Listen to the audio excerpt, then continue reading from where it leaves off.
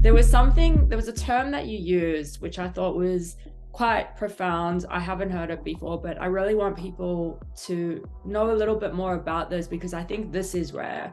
You talk about infinite intelligence.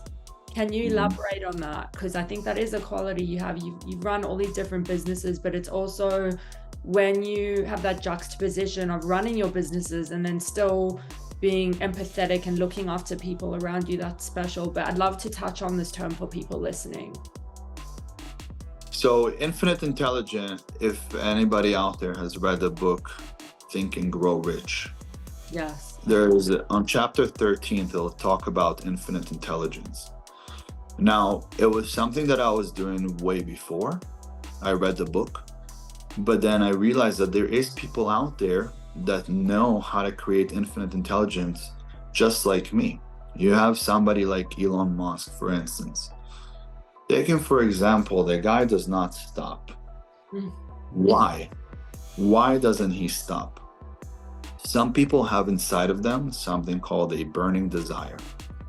And when you want to achieve something in life, any man that you take in history and in time, no matter what you see around you, it was created by a man. And the reason it was created by that man is because that man wanted to achieve a certain level to receive the best woman.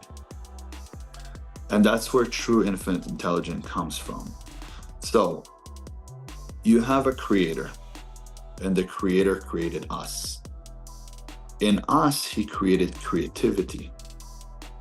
The most creative creature in the world is the man. He created the man first, then he created a woman. But he created the woman to be of help of the man. But he left all the hard work to the man. So when you look at the car behind you, when you look at the microphone, your desk, your house, it was all built by a man. Why do men strive to invent all of these things when, if you look back, God provided us water, land, trees, air? What did he provide to us that out of nowhere the man said, I will create a computer, I will create an iPhone that you'll be able to see me, and you're in Australia and I'm in LA. I'm going to create electricity. Where did it come from? How did they think about creating metal and in different colors and different forms and different shapes? It all came from a man wanting to show that he's capable of something that no one else is capable of. So he'll be able to achieve a certain level that will bring him the best women. So in Think and Grow Rich, they speak about one, if you have faith. Two, if you're connected with love. Yes. So love is a very, very strong emotion. It's an extremely strong emotion. When someone is in love, he could do anything for that person.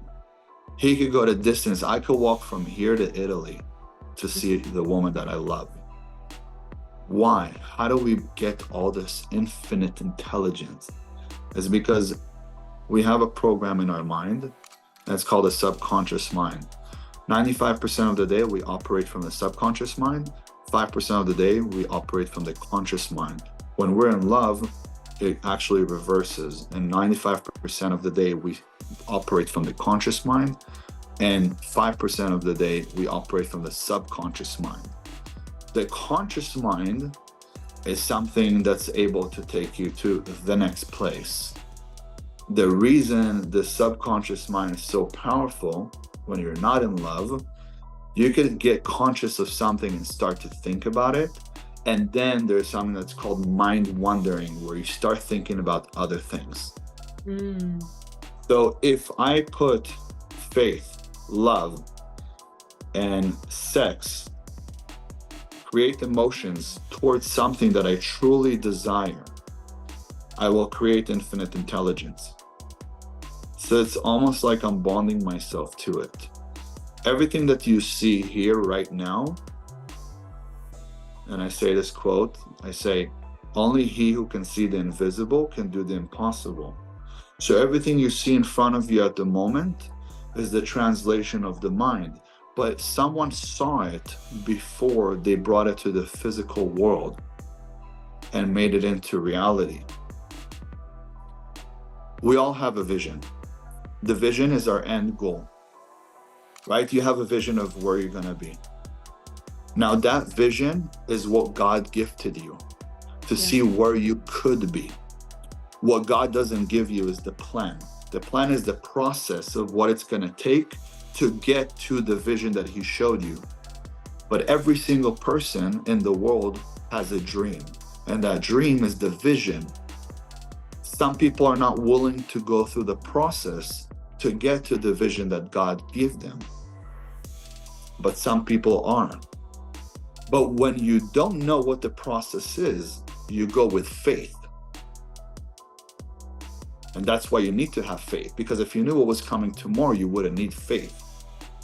Now, for the people who are strong believers and they have faith and they have love for it, give it emotions, and have like a sexual desire for whatever it is that they want to have, then they go through the process. And sometimes the process is very difficult.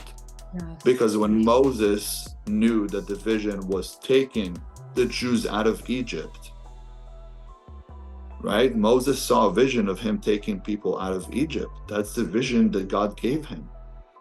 He didn't tell him that he was going to have to battle with his brother Pharaoh and kill his oldest son, and all the oldest boys are going to die in Egypt, and that Pharaoh was going to be drowned inside of the water when the water was going to split in half, and he was going to go through all this mess, and he was going to sit in Mount Sinai for 40 years before he gets the 10 commandments, and then he's going to die before he even reaches Israel. He would have told him, forget it, I'm not taking them out. I'm not going. I'll sit right here, I'm good. I'm the Pharaoh's brother. I have the best life. Why would I go through that? But God gives you that vision, that's your dream. He's not going to tell you what the process is, not going to tell you the plan to get there. Yes. But if you take that dream and create the burning desire for it, and you say, no matter what, I'm going to go towards it, you will create infinite intelligence.